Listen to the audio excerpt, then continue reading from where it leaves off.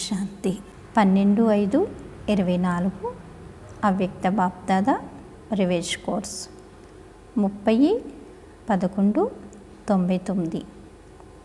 బాబా అంటారు, ఈరోజు పిల్లలకి చెప్తున్నారు, పాస్ విత్ ఆనర్లుగా అయ్యేందుకు సర్వ ఖజానాల ఖాతాను జమ చేసుకుని సంపన్నులుగా అవ్వండి. పాస్ విత్ ఆనర్గా అయ్యేందుకు సర్వ ఖజానాల ఖాతాను జమ చేసుకుని ఎలా అవ్వండి? సంపన్నులుగా అవ్వండి. సరేనా? బాబా అంటారు, ఈరోజు బాప్దాదా ఏ సభను చూస్తున్నారు? నేటి ఈ సభలో పిల్లలు ప్రతి ఒక్కరూ చాలా ఉన్నతమైన వారు మరియు అవినాశి ఖజానాలతో చాలా సంపన్నులు. ప్రపంచంలోని వారు ఎంత అతి ధనవంతులైనా కానీ వారు ఒక్క జన్మ కొరికే ధనవంతులు. ప్రపంచంలోని వాళ్ళు కదా ఎంత ధనవంతులైనా ఈ ఒక్క జన్మ కొరికే. ఒక్క జన్మ అంతా కూడా ధనవంతులుగా ఉంటారో ఉండరో అది కూడా నిశ్చితంగా ఉండదు. ఈ ప్రపంచంలో ఎంత ధనవంతులైనా కానీ అది ఒక్క జన్మ కొరికే. కానీ మేము అనేక జన్మలకు అతి ధనవంతులము అని నిశ్చయము మరియు నషాతో చెప్తారు కదా. మేము ఏ ఒక్క జన్మకే కాదు, అనేక జన్మలకి మేము ధనవంతులు అని చెప్పి మీరు ఎలా చెప్తారు? నిశ్చయం నషాతో చెప్తారు. ఎందుకంటే మీరందరూ అవినాశి ఖజానాలతో సంపన్నులు.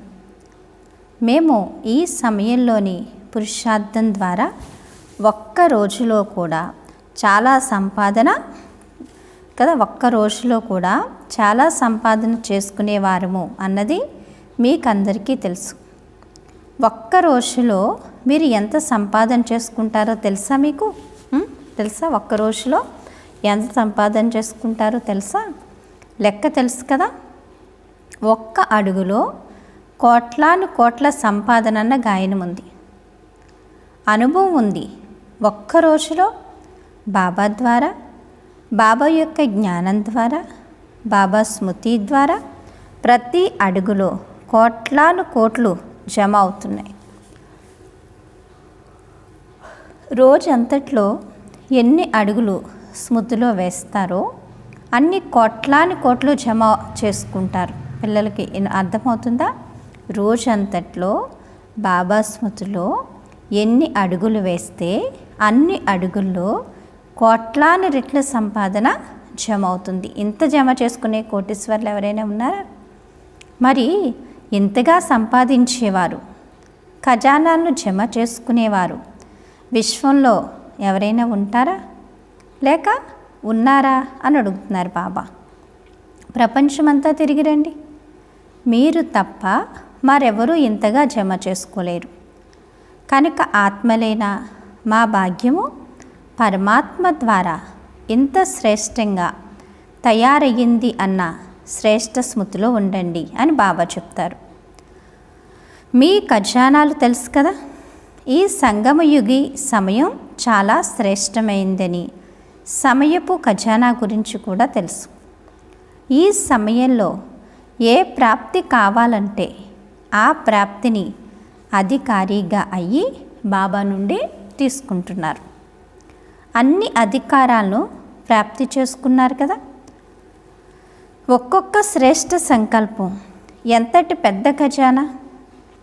సమయం కూడా పెద్ద ఖజానా, సంకల్పాలు కూడా పెద్ద ఖజానా, సర్వశక్తులు అనేవి అన్నిటికన్నా పెద్ద ఖజానా. ఒక్కొక్క జ్ఞానరత్నము ఎంత పెద్ద ఖజానా. ప్రతి ఒక్క గుణము ఎంత పెద్ద ఖజానా.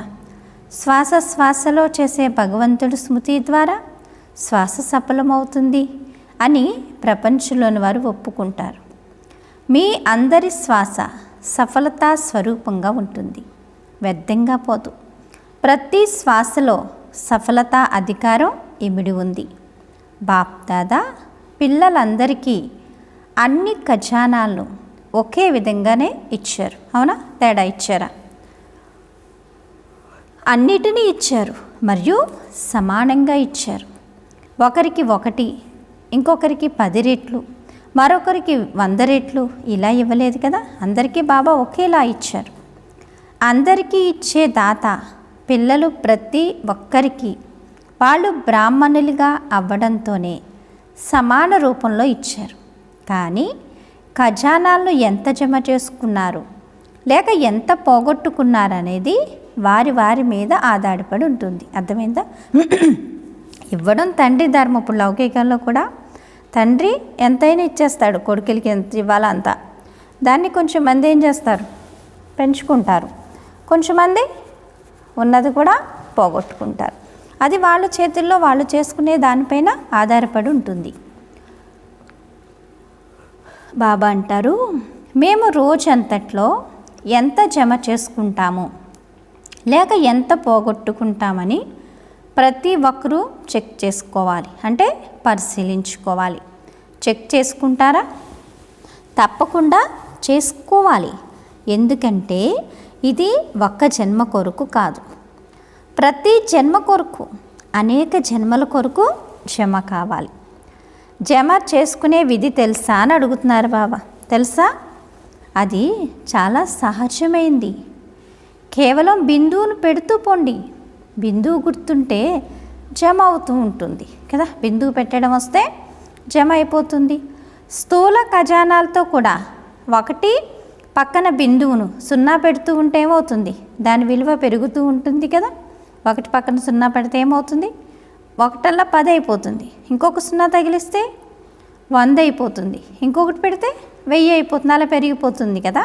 ఇది కూడా అంతే. అలాగే ఆత్మ కూడా బిందు, బాబా కూడా బిందు. మరియు డ్రామాలో ఏదైతే జరిగిపోయిందో దానికి కూడా ఫుల్ స్టాప్ అనగా బిందు. ఒకవేళ ప్రతి ఖజానాను బిందువు రూపంలో గుర్తు చేసినట్లయితే జమ అవుతూ ఉంటుంది. అనుభవం ఉంది కదా. బిందువు పెట్టారు మరియు వ్యర్థమవడం నుండి జమ అవుతూ ఉంటుంది. బిందువును పెట్టడం వస్తుందా అని అడుగుతున్నారు.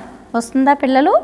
అది కూడా రావట్లేదు. బాబా మాకు బిందువు పెట్టడం రావట్లేదు, ఎక్కువగా వంకర మార్క్ ఏంటది, ప్రశ్నార్థకం పెట్టడమే వస్తుంది అని అంటారా? చాలాసార్లు ఏమవుతుందంటే బిందువును పెట్టడానికి ప్రయత్నిస్తారు, కానీ బిందువుకు బదులుగా అది పెద్ద గీత అయిపోతుంది. బిందువుకు బదులుగా ప్రశ్నార్థకం అయిపోతుంది, ఆశ్చర్యార్థకం అయిపోతుంది. మరి జమా ఖాతాను పెంచుకునే విధి బిందువు, మరియు పోగొట్టుకునే దారి అంటే పెద్ద గీత గీయడం, ప్రశ్నార్థకం పెట్టడం, ఆశ్చర్యార్థకం పెట్టడం. ఏది సహజమైంది అని అడుగుతున్నారు. బిందువే కదా. చెప్పండి. సంపాదన ఖజానాన్ని పెంచుకోవడానికి ఆధారం బిందువు. పాపం పిల్లలకి బిందువు పెట్టడానికి చేయి తిరగట్లేదు, రావట్లేదు రాయడం. దానికి ఏం చేస్తున్నారు, గీత గీసేస్తున్నారు, ప్రశ్నార్థకం వచ్చేస్తుంది, ఆశ్చర్యార్థకం వచ్చేస్తుంది, ఇలా పెట్టేస్తున్నారు కానీ బిందువు పెట్టట్లేదట. కనుక విధి చాలా సహజమైందే. స్వమానం, బాబా స్మృతి మరియు వ్యర్థానికి ఏం చేయడం, ఫుల్ స్టాప్ పెట్టడం కదా. ప్రతిరోజు అమృత వేళ స్వయానికి స్వయం 3 బిందువులతో కూడిన స్మృతి తిలకాన్ని పెట్టుకున్నట్లయితే ఒక్క ఖజానా కూడా వ్యర్థంగా పోదు. ప్రతి సమయం ప్రతి ఖజానా జమ అవుతూ ఉంటుందని బాప్దాదా ముందు కూడా చెప్పారు. బాప్దాదా పిల్లలు ప్రతి ఒక్కరి ఖజానాల జమా చార్టును చూశారు. అందులో ఏం చూశారు, ఇప్పటి వరకు కూడా ఎంత జమా ఖాతా ఉండాలో అంతగా లేదు. సమయం, సంకల్పాలు, మాటలు వ్యర్థమవుతున్నాయి. నడుస్తూ నడుస్తూ అప్పుడప్పుడు సమయం యొక్క మహత్వం ప్రత్యక్ష రూపంలో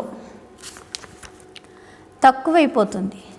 ఒకవేళ సమయం యొక్క మహత్వం ఎల్లప్పుడూ గుర్తున్నట్లయితే, ప్రత్యక్ష రూపంలో ఉన్నట్లయితే సమయాన్ని ఇంకా ఎక్కువగా సఫలం చేసుకోగలరు. మొత్తం రోజంతా సాధారణ రూపంలో సమయం గడిచిపోతుంది.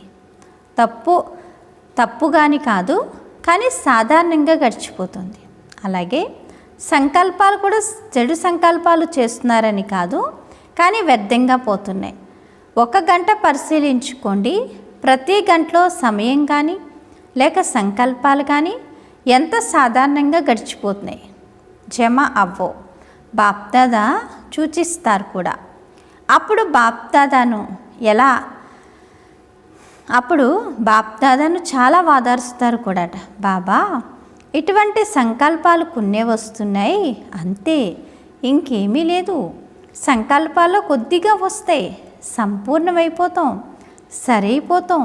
ఇప్పుడు ఇంకా అంతిమ సమయం రాలేదు కదా, కొంచెం సమయం ఉంది కదా, సమయానికి సంపన్నంగా అయిపోతామని ధైర్యం చెప్తున్నారట. కదా, పిల్లలు ఎంత గొప్ప పిల్లలో చూసారా, ఎంత తెలివైన పిల్లలు. ఇంత తెలివైన పిల్లలు అసలు ఏ తండ్రికైనా ఉంటారా చెప్పండి? ఉంటారా? ఉండరు.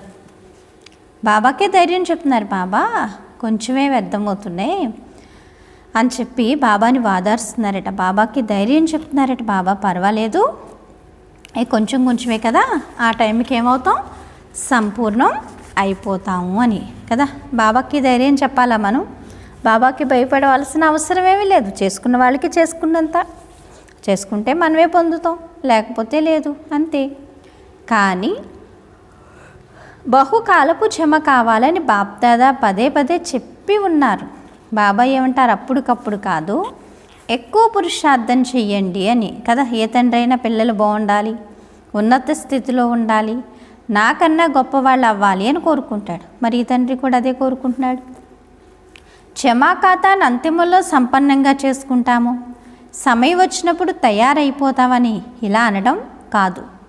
బహుకాలం జమ చేసుకున్నది చాలా సమయం నడుస్తుంది. వారసత్వం తీసుకోవడంలో అయితే మేము లక్ష్మీనారాయణులుగా అవుతామని అందరూ అంటారు. త్రేతాయుగం వారిగా అవుతారా అని చేతులెత్తండి అంటే ఎవ్వరూ చేతులెత్తరు. లక్ష్మీనారాయణులుగా అవుతారంటే అందరూ చేతులెత్తుతారు. బహుకాలపు జమా ఖాతా ఉంటే పూర్తి వారసత్వం లభిస్తుంది. అప్పటికప్పుడు పోగు చేసుకుంటే ఈ రోజుకి ఏ రోజు సంపాదించుకున్నామంటే ఈ రోజుకి రోజు ఖర్చు పెట్టేసినట్లు అవుతుంది.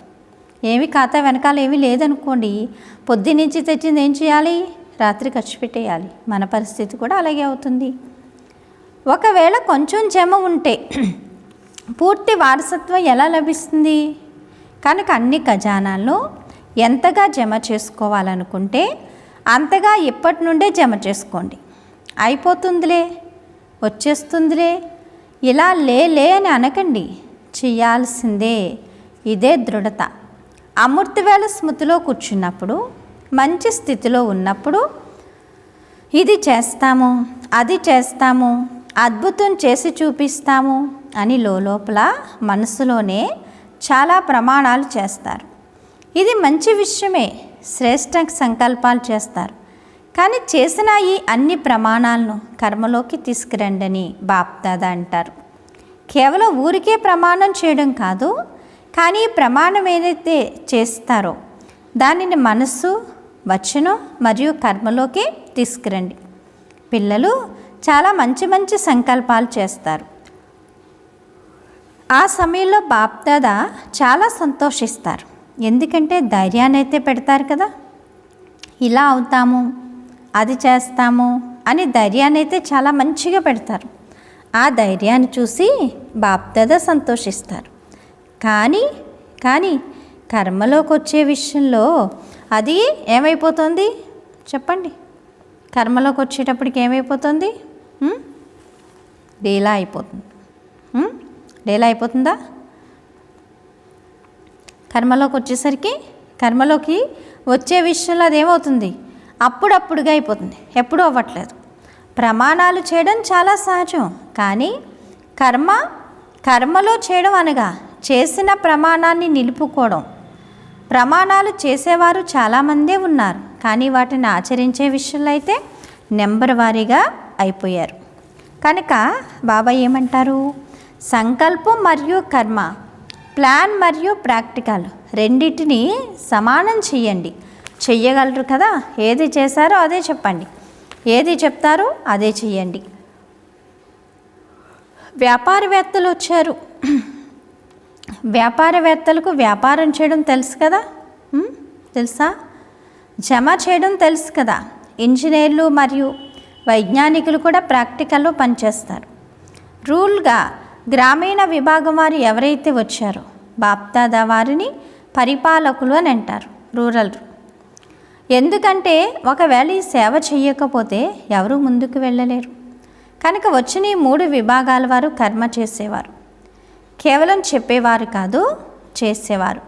మరి చేసిన అన్ని ప్రమాణాలను కర్మలోకి తీసుకువచ్చే ఆత్మలే కదా, లేక కేవలం ప్రమాణాలు చేసేవారా?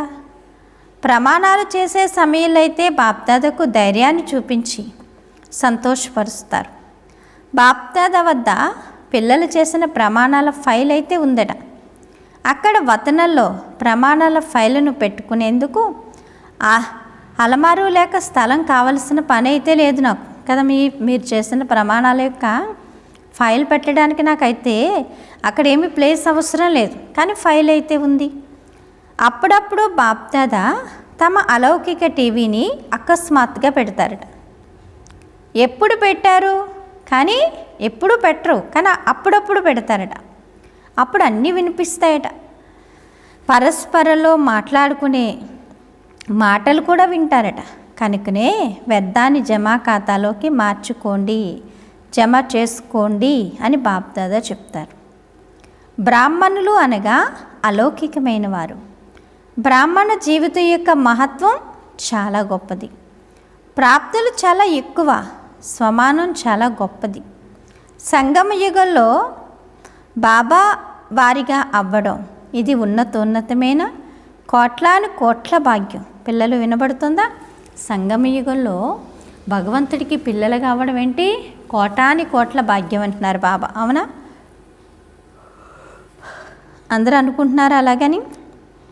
అందువల్ల ప్రతి ఖజానాకు మహత్వాన్ని ఇవ్వండి బాప్దాదా అంటారు.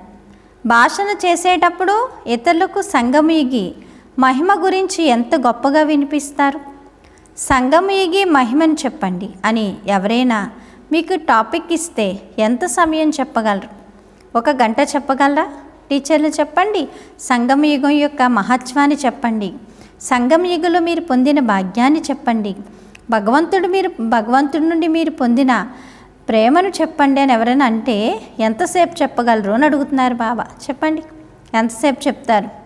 1 గంట చెప్పగలరా అని అడుగుతున్నారు బాబా. ఎవరైతే చెప్పగలరో వాళ్ళు చేతులు ఎత్తండి. చెప్పండి, మరి పిల్లలు చెప్పగలరా? సంగమయుగం భాగ్యం కోసం చెప్పలేరు? ఎంతైనా చెప్పొచ్చు, తరుగుతుందా? ఇతరులకు మహత్వాన్ని వినిపిస్తున్నారంటే మీకు మహత్వాన్ని గురించి చాలా మంచిగా తెలుసని కదా. మీకు తెలియంది బాప్దాదా అనడం లేదు. వినిపించగలుగుతున్నారంటే తెలిసినప్పుడే వినిపిస్తారు కదా.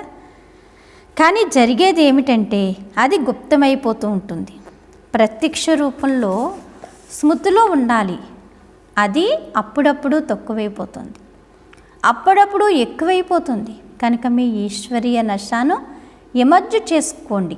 నేనైతే అలా అయిపోయాను అని అనుకోకండి. ప్రాక్టికల్లో ఉన్నాను అన్నది ఎమర్జీ రూపంలో ఉండాలి.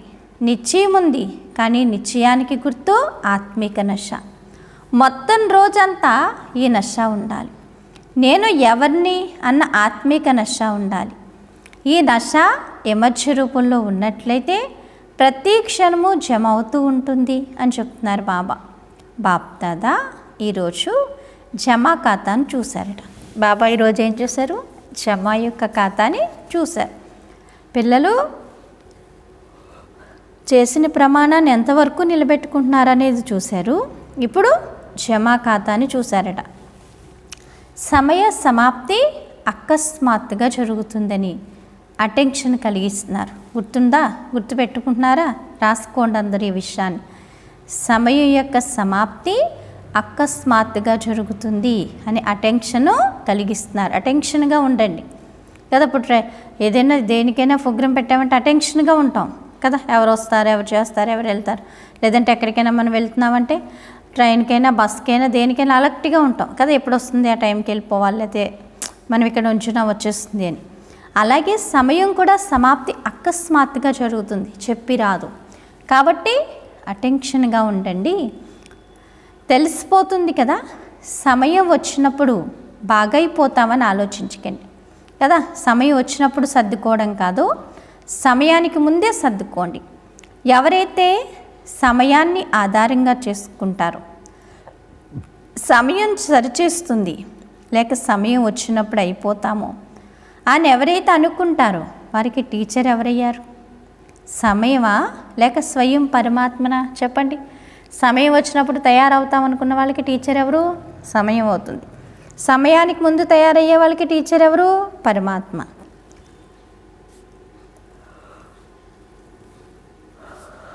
బాబా అంటున్నారు, స్వయం పరమాత్మన. పరమాత్మ వలన సంపన్నంగా అవ్వలేకపోతే సమయం ఏం చేస్తుంది?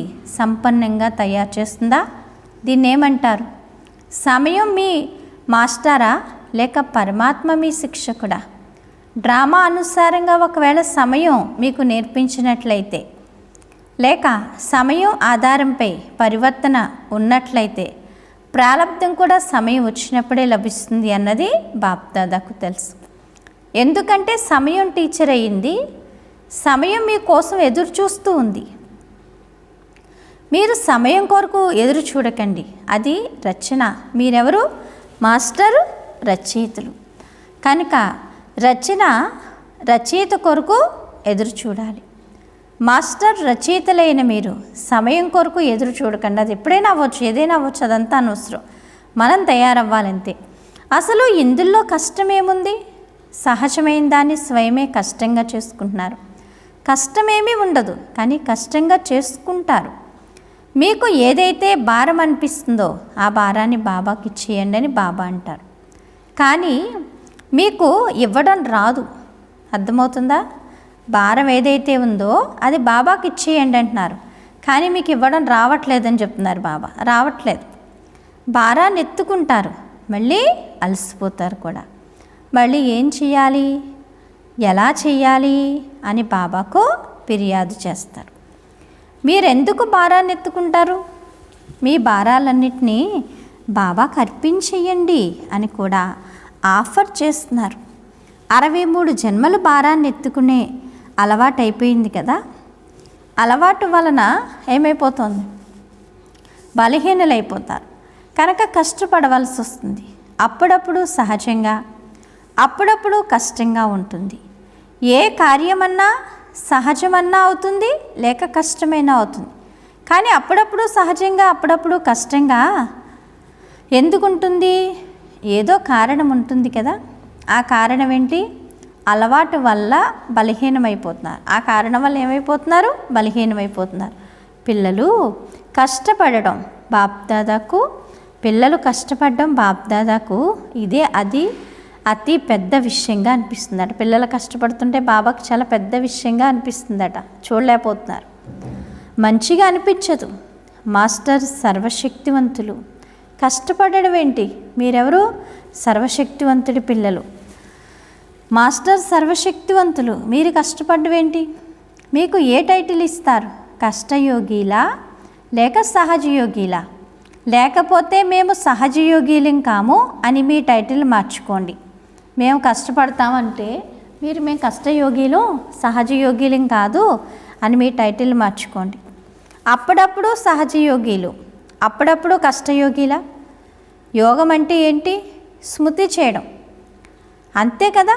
శక్తిశాలి యోగం ముందు కష్టం అనేదే ఉండజాలదు. యోగం అంటే అది లగ్నమనే అగ్ని. అగ్ని ఎంతటి కఠినమైన వస్తువునైనా పరివర్తన చేస్తుంది. లోహం కూడా ఎలా కావాలంటే అలా మలచబడుతుంది. అటువంటప్పుడు ఈ లగ్నమనే అగ్ని కష్టాన్ని సహజంగా చేయలేదా? చాలామంది పిల్లలు చాలా మంచి మంచి విషయాలు వినిపిస్తారు. బాబా ఏం చేయాలి? వాయుమండలం అటువంటిది, సహచరులు ఇటువంటి వారు, హంస కొంగులు ఉన్నారు, ఏం చేయాలి? పాత లెక్కాచారాలు అని అంటారట. ఇలా చాలా మంచి మంచి విషయాలు చెప్తారు. బ్రాహ్మణులైన మీరు ఏ కాంట్రాక్ట్ని చేపట్టారని బాబా ప్రశ్నించారు. విశ్వ పరివర్తన చేస్తామన్న కాంట్రాక్ట్ని తీసుకున్నారు. మరి ఎవరైతే విశ్వ పరివర్తన చేసేవారో వారు తమ కష్టాన్ని తొలగించుకోలేరా? ఈరోజు ఏం చేస్తారు? క్షమా ఖాతాను పెంచుకోండి. అప్పుడు సహజయోగిలు అని ఏదైతే చెప్తారో దాన్ని అనుభవం చేస్తారు. ఒక్కొక్కసారి కష్టం, ఒక్కొక్కసారి సహజం. ఇందులో మజా ఉండదు. బ్రాహ్మణ జీవితం అంటే మజా చేసే జీవితం. సంగం యుగమే మజాల యుగం. భారాన్ని మోసే యుగం కాదు, భారాన్ని దించుకునే యుగం. కనుక చెక్ చేసుకోండి మీ భాగ్య చిత్రమును. జ్ఞానం అనే దర్పణం అంటే అద్దంలో మంచిగా చూసుకోండి. అద్దం అయితే ఉంది కదా, లేక లేదా? పగిలిపోలేదు కదా? అందరికీ అద్దం లభించిందా? బాబా చెప్తున్నారు, మాతలు అద్దం లభించిందా? లేక ఎవరైనా దొంగిలించారా? మీకు అద్దం ఉందా ఎదురుగా చూసుకోవడానికి? లేకపోతే అద్దాన్ని ఎవరైనా పట్టుకుపోయారా అని అడుగుతున్నారు. పగిలిపోలేదు కదా, అందరికీ అద్దం లభించిందా? మరి మాతలు అద్దం దగ్గర చూసుకుంటారా? మాతలు అద్దం లభించిందా? లేక బాబా అంటున్నారు పగిలిపోలేదు కదా, దొంగిలించారా? సంభాళించుకోవడంలో పాండవులు తెలివైన వారు కదా. అద్దం ఉందా? చేతినైతే మంచిగా ఎత్తారు, మంచిది. మీ అదృష్ట చిత్రాన్ని చూసుకోండి మరియు సదా మీ అదృష్ట చిత్రాన్ని చూసుకుని ఓహో ఓహో అన్న గీతాన్ని గానం చెయ్యండి. ఓహో నా అదృష్టం, ఓహో నా బాబా, ఓహో నా పరివారం కూడా ఓహో ఓహో అనే. వీరు చాలా ఓహో ఓహో. వీరు కొద్దిగా జీవితం అనగా ఓహో ఓహోల జీవితం. అయ్యో అయ్యో అని అనుకునే జీవితం కాదు. శారీరక వ్యాధి ఉన్నప్పుడు కూడా అయ్యో అయ్యో అని అనకూడదు, ఓహో అని అనుకోవాలి. ఇలా అనుకోవడం కూడా ఏంటి? ఓహో అయ్యో అయ్యో అనకూడదు, ఆహా ఆహా అనాలి. కానీ ఇలా అనుకోవడం కూడా బరువును దించుతుంది. ఒకవేళ మీ బరువు 100 టన్నుల నుండి 10 టన్నుల నుండి 3-4 టన్నులకు తగ్గిపోయినా మంచిదే కదా. లేక అయ్యో అయ్యో అని అంటారా? ఏమంటారు? వాహ్ భారం దిగిపోయింది, అయ్యే నా పాత్రే ఇంత కదా. బాబా చెప్తున్నారు వాహ్ నా భారం దిగిపోయింది అంటారు. అయ్యో నా పాత్రే ఇంత, అయ్యో నన్ను ఈ వ్యాధి వదలడమే లేదు. మీరు వ్యాధిని వదిలాలా లేక వ్యాధి మిమ్మల్ని వదులుతుందా అని అడుగుతున్నారు. ఓహో ఓహో అని అనుకుంటూ ఉంటే ఓహో ఓహో అని అనుకోవడం వల్ల వ్యాధి కూడా సంతోషపడిపోతుందట. చూడండి ఇక్కడ కూడా అలా అవుతుంది కదా.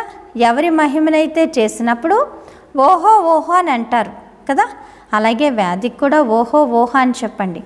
అయ్యో ఇది నా దగ్గరికే ఎందుకు వచ్చింది, ఇదంతా నా లెక్కాచారమే అని అనుకోకండి. ప్రాప్తి ముందు లెక్కాచారం ఏమీ లెక్కలేనట్లే. ప్రాప్తులను ముందుంచుకోండి, లెక్కాచారాన్ని కూడా ముందుంచుకుంటే లెక్కాచారం ఎలా అనిపిస్తుంది? చాలా చిన్న విషయంగా అనిపిస్తుంది. ఉద్దేశం ఏమిటంటే బ్రాహ్మణ జీవితంలో ఏం జరిగినా కానీ దాన్ని పాజిటివ్ రూపంలో చూడండి. నెగిటివ్ని పాజిటివ్ చేయడం వస్తుంది కదా. నెగిటివ్ పాజిటివ్ల కోర్సును కూడా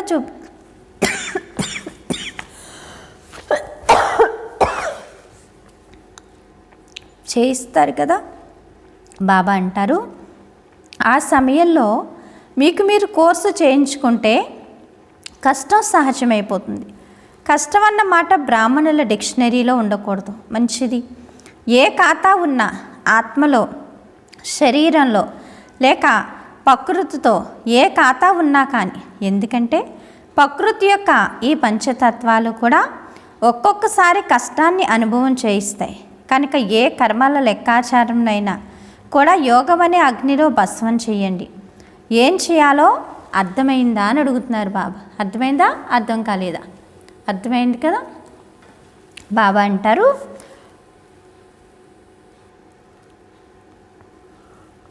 అర్థమైందా అని అడుగుతున్నారు బాబా. అర్థమైందా? అర్థమైంది కదా.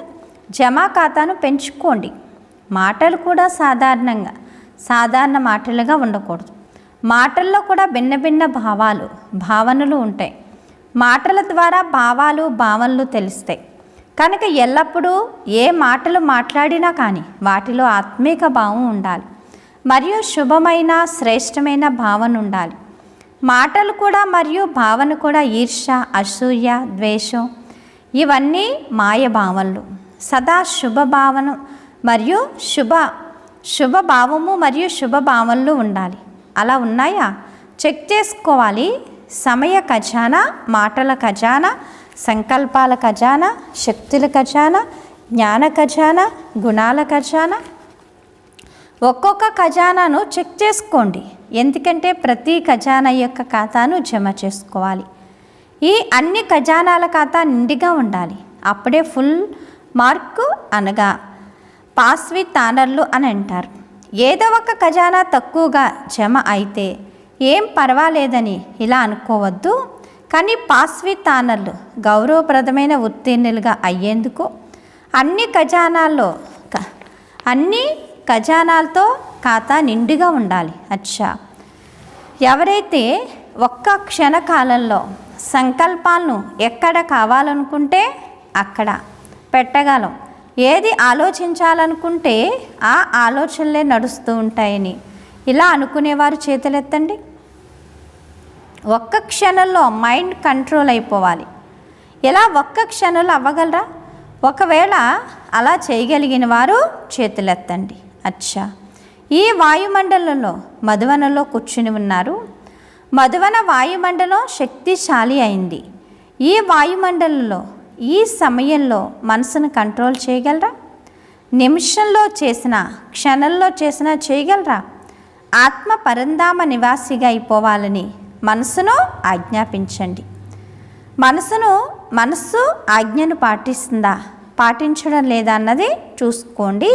ఈ డ్రిల్ చేయండి అని చెప్తున్నారు బాబా. అచ్చా, నలువైపులా ఉన్న సర్వ ఖజానాలకు యజమానులైన పిల్లలు సదా కష్టాన్ని క్షణంలో పరివర్తన చేసుకునే సదా సహజయోగిలు, సదా సంకల్పాలు, సమయం, మాటలు, కర్మలను శ్రేష్టంగా చేసుకునేవారు, సదా పొదుపు ఖాతాను పెంచుకునేవారు, సదా మనసుకు యజమానులు, మనసు బుద్ధి సంస్కారాలను ఆజ్ఞానుసారంగా నడిపించేవారు అయిన స్వరాజ్య అధికారి పిల్లలకు దేశంలో ఉన్నా విదేశాల్లో ఉన్నా కానీ మనసుతో అయితే దూరంగా లేరు.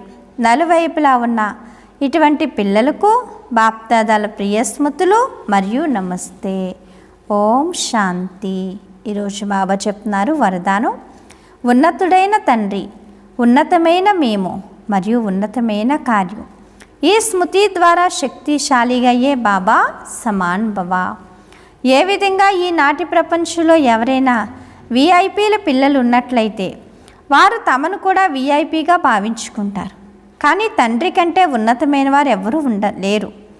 మేము అటువంటి ఉన్నతుడైన తండ్రి సంతానమై ఉన్న ఆత్మలో అన్న ఇటువంటి స్మృతి శక్తిశాలిగా తయారు చేస్తుంది. ఉన్నతుడైన తండ్రి, ఉన్నతమైన మేము మరియు ఉన్నతమైన కార్యం అన్న ఇటువంటి స్మృతిలో ఉండేవారు సదా తండ్రి సమానంగా అవుతారు. మొత్తం విశ్వంలో శ్రేష్టమైన మరియు ఉన్నతమైన ఆత్మలు మీరు తప్ప మరెవ్వరూ లేరు.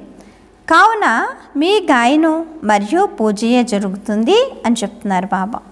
స్లోగన్ను సంపూర్ణత దర్పణలో సూక్ష్మ ఆకర్షణలు పరిశీలించుకోండి మరియు ముక్తులుగా అవ్వండి అని చెప్తున్నారు బాబా. అచ్చా, మధురాతి మధురమైన ఆత్మీక తండ్రికి ఆత్మీక పిల్లల యొక్క ప్రియ స్మృతులు. గుడ్ మార్నింగ్ మరియు నమస్తే. నమస్తే నమస్తే. మధురమైన బాబా, ప్రియమైన బాబా, నా బాబా, ధన్యవాదాలు బాబా. ఓం శాంతి.